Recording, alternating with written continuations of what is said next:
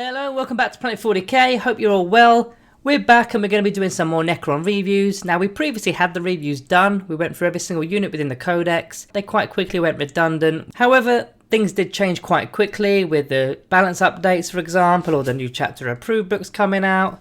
And of course all the codexes that came out along the way massively changed what kind of ratings each unit got, so we're going to pretty much redo them to keep them a bit more valid. Now hopefully there will be a slight improvement on the previous reviews that we did in the past few years. We're going to be going through some of the more advanced stuff, so we're going to be talking about secondary objectives, we're going to be talking about deployment for example. There are a few of the things that we're going to be interested in when we're doing these reviews now, and also at the end of the video the reviews are going to be slightly different in terms of the ratings. We haven't got the Planet 40k rating anymore, we've got a new system, so stay tuned to the end of the video to see what this unit today is going to be getting. And of course, as you've seen from the thumbnail already, we're doing the Skorpekh Lord. Now in fact the Skorpekh Lord is a perfect example of why we're redoing these reviews, because when we did the Skorpekh Lord the first time round we gave him a 5-star rating, that's 5 out of 5 stars.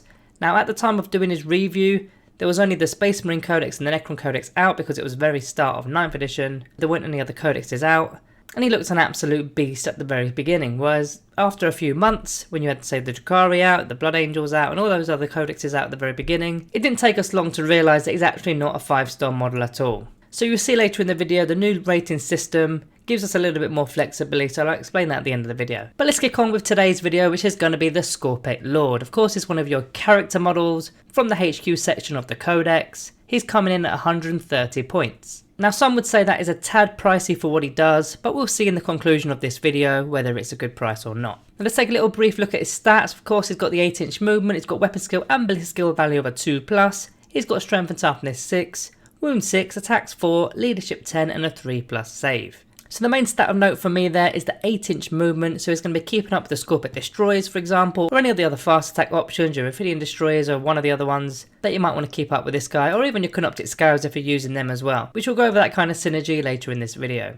Now the other stat of note here is the wounds is only 6, I think it should be a little bit more, maybe a 7. 6 isn't that much for a model of this caliber, but there are ways of boosting his survivability which we'll go over as well later on. As for now though, let's kick on with the faction keywords. So he's got the Destroyer Cult keyword, he's an infantry model as well as a character model. So they're going to have all sorts of synergies when it comes to the codex with the relics, the warlord traits or even the secondary objectives. We'll get onto that. But let's keep ploughing on through his datasheet. Next we've got the ability. So of course he's got living metal to regain a lost wound at the start of each turn, which I think is crucial when he's only got 6 wounds to begin with. And he's also got the command protocols as well if you like to use those. I personally don't think they're that great, but some people really use them within their game. So the first unique ability to the Skorpekh Lord is the United in Destruction ability, which is an aura. For Destroyer Cult units that are within 6 inches, they're going to be able to reroll wound rolls of a 1. Now that will include himself because as we already mentioned when we did the keywords, he's got the Destroyer Cult keyword, so he's rerolling 1s to wound. He's then got the phase shift for his 4+ invulnerable save, which is obviously pretty big. He's giving him a 3+ armor save with a 4+ invulnerable save. Very good. And then finally he's got the Hardwired for Destruction ability, so he's going to be able to reroll hit rolls of a 1, so that's rerolling hit rolls of a 1, rerolling wound rolls of a 1 on himself there. So let's move on to the weapons part of the data sheet. So to begin with he's got the Mythic Annihilator, which is range 18 inches, assault 2d3, strength 6, -1 AP and 1 damage, and it has the blast ability. So pretty nice on those larger units. Now this is actually perfect for removing screen models or just those horde units, because the strength is 6. And likely those units are going to have toughness 3, so you're going to be wounded on 2s and you're rerolling 1s because of the United in Destruction aura, and that -1 AP is all you kind of need with blast as well to be removing those screens. Then the fact that it's an assault weapon means you can actually advance with him and then still fire, although it will be at -1 to hit, but he is hitting on 2s rerolling 1s, which will go down to 3 rerolling 1s, but that's still pretty good with an average of 4 shots. Now as for the melee weapons, he's got the Flensing Claw, which is actually very similar stat wise to the Annihilator he's got. Strength 6, -1 AP, but each time you make an attack you make 2 rolls instead of 1, so his 4 attacks instantly goes to 8 attacks. Again, this is great for taking out screens, taking out weak units and those horde units of course. So this is actually perfect for preventing him getting tied down because you're going to clear through that unit quite comfortably. Now as for his more anti-tank weapon, he's got the Hyperphase Harvester. Now this is strength +2, making it a strength 8 weapon, -4 AP, and the damage is a flat 3. But it will be a -1 to hit with this weapon, so you're hitting on 3s, but again you're re-rolling those 1s to begin with because of the Hardwired for Destruction ability. But this is strength 8, so it's going to be wounding things quite comfortably. Even the heavy vehicles, it should be dealing with that no problem, and that -4 AP is all you really need, isn't it? Now that's the war gear that comes with the Skorpekh Lord. There's no additional options that you can take with the Skorpekh Lord. What you see is what you get, unless you're taking relics and whatnot, which we'll go over in a bit. But first I wanted to talk about what his role is within the game. You can use him as a support character, buffing your Skorpekh destroyers, giving those rerolls of 1s with the Uniting and Destruction aura, or you can use him as a beat stick model with that strength 8 weapon, charging down wherever he wants to go. Now my argument with both of those roles for the Skorpekh Lord is I think there's actual better options within the Codex. One of them being the Catacomb Command Barge. Now you can use the Barge as either a support character or a beat stick model again, but I would say it's just much better. You've got the Quantum Shielding for example, so you can't wound it on less than a 4+. It's a vehicle model so it can shoot into combat. It can be buffing all the core units, so that includes your Warriors, your Immortals, your Tomb Blades, not just your Destroyer Cult units. Okay, it is only Strength 7 with the War Scythe, whereas the Skorpekh Lord is Strength 8, but I think there's a lot more versatility with that Catacomb Command Barge. But they're the two options, either he's going to be a support character or he's going to be a beat stick model. So let's get on with some of the options that he can take because of the fact that he's a character model. Now you can stick a relic on him. Now if you've already used your relic slot within your list, you can of course use the Dynastic Heirloom Stratagem for a command point to bring in an additional relic for a character. So the first one I wanted to mention is the Nanoscarab Casket. It's a +1 to the living metal ability, so instead of getting 1 wound back, he's going to be getting 2 wounds back. Now I think that's pretty decent because he's only got 6 wounds as mentioned, and he can go down fairly quickly with only 6 wounds. So you need to keep this guy up and running, so giving him the Nanoscarab Casket, bringing 2 wounds back, not too bad. Now the other obvious relic to use is the Veil of Darkness relic. Probably one of the most used relics in the Codex in my opinion. I use it almost every game. And if you are taking that, you want to be taking it with a unit of Skorpekh destroyers. What's so good about this relic is you can use it turn 1 if you really wanted to. So you can hide them behind a piece of terrain with your Skorpekh destroyers. Turn 1, zip them off to another area of the board. Something that's worth targeting of course. Now you do have to do a 9-inch charge to get in there. But if you make that 9-inch charge, you've got your Skorpekh destroyers, you've got the Skorpekh Lord. They're going to take out something fairly valuable.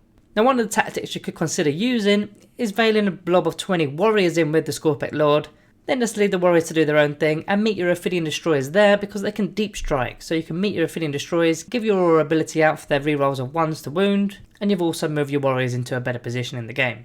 And you don't even have to use the Veil of Darkness turn 1, you can use it later on because it's got that decent movement of 8 inches. So you can move up your Skorpekh destroyers, deal with 1 unit naturally, and then use the Veil of Darkness relic to go to another target. So there's a lot of flexibility when using that Veil of Darkness, which I quite like. Now in terms of the dynastic relics, if you're playing the Nihilak Dynasty, which I play, you've got the option of the Infinity Mantle, which aids his survivability. So it's going to give him +1 to his armor save, giving him a 2+ armor save, and it's also going to give him a 6+ feel no pain save.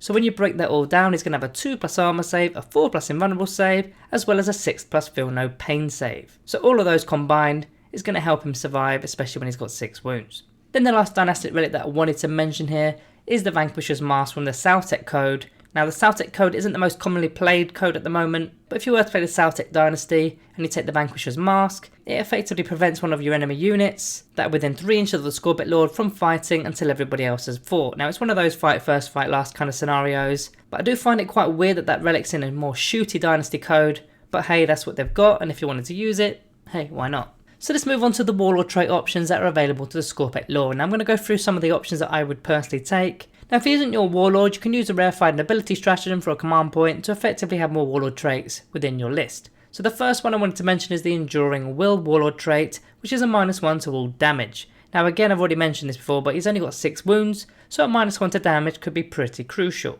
Now the second one, which is the Implacable Conqueror Warlord trait, which is one of my personal favourites. Friendly Dynasty core units that are within 6 inches of the Skorpekh Lord are going to be able to reroll their charge roll. So if you're taking your Skorpekh destroyers with that Veil of Darkness relic for example, rerolling that 9-inch charge could be pretty decent, and that could actually be upgraded to an 8-inch charge if you're taking the Novak code, which we'll go over the codes later in the video. Now it's worth mentioning here that a Chronomancer does this naturally and will give them an invuln save, so you've got to take that into consideration when you're talking about rerolls of charge rolls, and of course the invuln save as well, which is pretty big. Then the last non-dynastic warlord trait I wanted to mention is the Honourable Combatant. Now not many people use this one, but I thought I'd give this one a mention because it relates to a secondary objective, which is assassination. Now if you were using the Skorpekh Lord as a beat stick kind of model, he can go character hunting. Now with this warlord trait with the Honourable Combatant, he gets an additional 2 attacks in melee against a specific character model in that fight phase. So again, if you're going character hunting, you can use the Veil of Darkness relic, get up into a character's face, have 2 additional attacks with that Strength 8 weapon, or as previously mentioned, you can just naturally do the movement, get into a fight with a character, Veil of Darkness trying to get towards another character, so potentially you could be taking out 2 or even 3 characters within a game with your Skorpekh Lord, which is going to get you a pretty decent amount of secondary points there. Now as for the Dynastic Warlord traits, 2 that are worth mentioning here is the Mefrit Code Dynasty trait, which is Merciless Tyrant, and it basically gives him a +1 to his strength and a +1 to his attacks. That's pretty big because it's now going to be strength 9, so even those toughness 8 vehicles, you're still going to wound them on 3s, re-rolling those 1s again. And the extra attack of course is pretty nice. And the last one, going back to that Nihilak code, Precognitive Strike, which allows him to fight first in that phase regardless of what's happened. Again, it's one of those fight first, fight last kind of situations, because the Nihilak dynasty is more of an aggressive dynasty. They want to be taking objectives and stuff, and especially if you're fighting first, pushing units off an objective, that could be pretty key. Now before moving on to the actual dynasties that would work well with the Skorpekh Lord, I just wanted to quickly mention the Whirling Onslaught stratagem. For only a command point, you can use this on your Skorpekh Lord or your Skorpekh Destroyers, whatever you preferred, and effectively as soon as they get targeted by an attack, for the rest of the phase it will be a -1 to wound them. Now that is actually incredible, a -1 to wound, not a -1 to hit, a -1 to wound. So if you think about that, he's already toughness 6, so anything strength 5 or less was already wounded on 5s, which now goes to 6s. Strength 6 weaponry now hits on 5s, and pretty much anything that's strength 7 or more is going to be wounded on 4s, which is still a half a chance. So it's a massive ability. You could even have a strength 10 weapon going up against him and they're still going to need 4s to wound. Okay, so let's talk dynasties. What are the best dynasty codes for the Skorpekh Lord? Now in my opinion, in terms of the 6 generic dynasties that are available in the codex, the best one for me is the Novak dynasty. Getting that +1 to the charge roll is going to be pretty big, especially if you're using him as a beat stick kind of character. And also especially if you're using that Veil of Darkness relic, you want to have an 8-inch charge, not a 9-inch charge. But with that movement of 8 inches anyway, that's going to be pretty key. And you're getting the extra bit of AP as well, which probably isn't needed because he's got a -4 AP. But I think the Novak code is probably the best option out of the 6. Now if you're going custom with your codes, you can still use the +1 to the charge roll with Butchers, and I'd probably pair that with the Relentlessly Expansionist ability for that pre-game movement of 6 inches, army wide. That's going to be pretty good, getting him straight into a fight very early on in the game. But because he's a jack of all trades kind of character, you could probably fit him in any of the codes. You can stick him into the Mefrit code, giving him the extra bit of range, as well as that Warlord trait for the +1 to the strength. The Nihilak code of course for objective secured. There's going to be a lot of codes that are going to work well with him. So let's move on to some synergy. Now some of the synergy here is pretty obvious. For example, the Skorpekh Destroyers. They're a destroyer cult unit, they can keep up with him because of the 8-inch movement. They're probably going to be the main unit that you're going to take with the Skorpekh Lord, but you do have other options. We've already mentioned you could Veil of Darkness relics and warriors in, and then move over to some Ophidian Destroyers out of Deep Struck to give them their rerolls to the wound rolls. But you can also use, say for example, a Night Scythe, because now Skorpekh Destroyers are core. You can stick a Skorpekh Lord as well as the Skorpekh Destroyers within a Night Scythe, and then get them out. Then of course those Skorpekh Destroyers could use the Prismatic Dimensional Breach stratagem to get them out up close and personal to an enemy unit. Now the Skorpekh Lord won't be able to use that because he's not a core unit, but he can just disembark naturally and probably still be in range with his aura ability.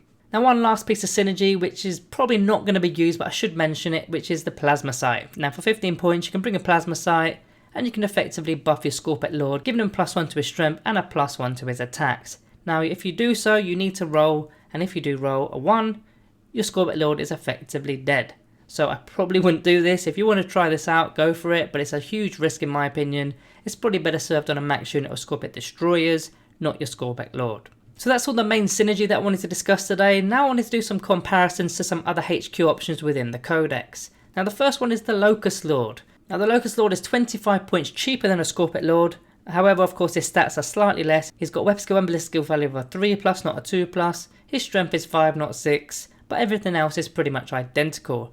But he's a lot more customizable. You can take War Scythes, you can take Staff of Lights, all the relics that combine with those as well. You can take a Resurrection Orb, you can take the Phylactery. But if you're using your Lord for a support character to buff up your other Destroyer cult units, then you're probably better off taking a Locust Lord. He's cheaper and he still gives that ability to reroll 1s to wound. Now something that we haven't really mentioned much of, especially in the synergy section, is the Heavy Locust Destroyers. You could be using the Skorpekh Lord or the Locust Lord to be buffing those guys with their rune rolls, especially if you're investing the points for those strength 10 weapons at the back lines, but you don't want to be putting 130 points into a Locust Heavy Destroyer babysitter effectively. For 105 points you could get away with it. And to add to things as well, the Locust Lord has the fly keyword, flying over terrain and whatnot with your Locust Destroyers, whereas your Skorpekh Lord actually can't do that. So in my opinion, in terms of support characters, we've already mentioned the Catacomb Command Barge earlier in the video, but the Locust Lord is also another option there. Now in terms of comparing him to another beat stick kind of model, which again we're going to talk about the Catacomb Command Barge, The Catacomb Command Barge has got the Might Will Be Done ability, so he's buffing all core units, not just Destroyer Cult units that are within range. And of course, we've already mentioned the Quantum Shielding, so you can't wound him on less than a 4+. And he can take a Resurrection Orb if needed, just like the Locust Lord could. And then furthermore, it's got the Fly keyword, and it's a Noble as well. So you're going to get your Command Protocols instantly, whereas if your Warlord is your Skorpekh Lord, you're not getting Command Protocols. So for me, there's a better option there in terms of a beat stick model, but it will be costing you 155 points as opposed to 130 points, and that's without any upgrades. But it's kind of one of those, which one do you prefer? I prefer the Command Barge, but a lot of people probably prefer the Skorpekh Lord, especially if you're playing a destroyer heavy list. So let's move on to another aspect here, which is the deployment. How are you going to deploy the Skorpekh Lord? Well, it kind of depends on if you're taking the Veil of Darkness Relic, really. If you're taking the Veil of Darkness Relic, and if you are wanting to use it turn 1, you need to get these guys out of sight at the back with the Skorpekh Destroyers behind a piece of terrain. You don't want them getting blasted off the board turn 1, especially if you're not going first. Now, if you're not planning to use it on turn 1, then you're going to probably want these guys at the very front. Maybe if you use Relentless Expansionist, so you're going to get that 6-inch movement as well. You want to be getting these guys straight into a fight with your Skorpekh Destroyers, and then using that Veil of Darkness if you have it later on. But you need to consider a screen around your Skorpekh Lord. Now, the Skorpekh Destroyers are going to provide that Lookout Sir ability, but maybe you don't want to be losing those guys too early either, so you can use potentially a Canoptic Scarab Swarm unit just to fend off any Alpha Strikes that are coming towards your guys turn 1. You don't want to lose your guys early, so your Canoptic Scarab Swarm can eat that damage. But mainly you want your Skorpekh Lord with your Skorpekh Destroyers, or if he's babysitting the Locust Destroyers, you want him near the unit that he's going to be buffing throughout the game. So let's move on to the loadout. What kind of upgrades would I give a Skorpekh Lord? Now, it depends on the game size. Now, I tend to play smaller games because of time restraints. Now, if you're playing a smaller game, you need to think about survivability. There's not going to be much on the opposing side to take out your Skorpekh Lord because of the fact that there's not that many points to take him on. In terms of the Warlord trait, you want to look at something to buff him in terms of survivability, so his Enduring Will Warlord trait for that -1 to damage could be crucial. And then the Infinity Mantle if you're playing the Hillock Code, which I do, for that +1 to the armor save again, and a 6+ Feel No Pain save. That's what I would do in a smaller game. Now, if you're playing a larger game, a 2,000 point game, a tournament style game, I'd probably use the Implacable Conqueror Warlord trait if I don't have a Chronomancer, but who doesn't have a Chronomancer nowadays? So it's one of those. But you want to be giving that reroll to the charge roll for your Skorpekh Destroyers, and I'd probably take the Veil of Darkness Relic as well. Quite standard there. But if you do have a Chronomancer in your list, you're probably going to stick to the Enduring Will Warlord trait because it's pretty decent, isn't it? A -1 to damage. Okay, before we get into the new rating system and my conclusion of the Skorpekh Lord, I just wanted to bring out some comments from the Discord. So what I've done with the Discord now is I've made a little channel where I put the unit that we're going to be doing a review on, and I get a little short snippet from the people on the Discord there of what they think of the unit. So I've already asked the guys and girls to add their summaries, and here's a few for you. So Dan has put in a short review, nice unit and model, too pricey and can be replaced with a Locust Lord, can be played very nicely with the Novak code and the Hillock code, all objectives secured, plus the pre-game movement which is Relentless Expansionist. Veil of Darkness is nice with him, 6.5 out of 10. And then RMJ's put 6 out of 10, this could be a 7 out of 10 if the list is a destroyer orientated list, but I'm afraid that in the new meta, multi-wounded models are just in a bad spot. So there's a few opinions from our Discord. Now the Discord link should be in the description below, you can join that for free. Now there is a members area if you want to become a member, which will unlock other channels within the Discord where we discuss other things, future videos for example, and I hang out in the VIP section of the Discord. So if you wanted to join the Discord, click the join button below, the blue button, and get some information on that. There's also loyalty badges and custom emojis which we've actually upgraded recently, so check those out if you haven't already. So let's get on to my summary of the Skorpekh Lord. I actually think it's one of the best looking models in the Codex. I think it's brilliant. It does look like an absolute beast. I think it needs to have 7 wounds, not 6. 6 just isn't enough for me in my opinion. And maybe it should be cut slightly to 120 points as opposed to 130. I think 130 is a little bit too much, especially when you compare him to other HQs in other codexes. So 120 is probably where I'd sit. And partly because there's better beat stick models and better support characters within our codex. And the last point is he's not a noble as well, so that's a massive hindrance if you're using the command protocols. So before I give my stamp rating, let me just explain how the stamp rating works. We've got 4 stamps. The first one is narrative. This is kind of the weaker models that you're not going to use in competitive play. I'm not going to give some examples right now because we're going to do their reviews of course. We then go up to the average stamp. They're the ones that can do you well in some games, but they're not likely going to be chosen, especially in a tournament scene again. You then go up to the next one, which is the competitive one, which these guys will be decent, especially if you play them in the right dynasty code. And then you go up to the final one, which is top tier. They're almost an auto include. They're your 9 out of 10, 10 out of 10 kind of options. So for today, I'm going to be giving the Skorpekh Lord an average stamp. I'd probably sit him along the 6 out of 10 mark. I think there's just better options. The Catacomb Command Barge is probably the better option here. Now he could fall into the competitive stamp. If you've got Destroy Cult heavy list, of course it's going to work a lot better. And of course if it depends on your playstyle as well. But for me at this moment in time, he's sitting in the average stamp. So that's what I think. You'll have to let me know what you think below, or get onto the Discord and put your comments there.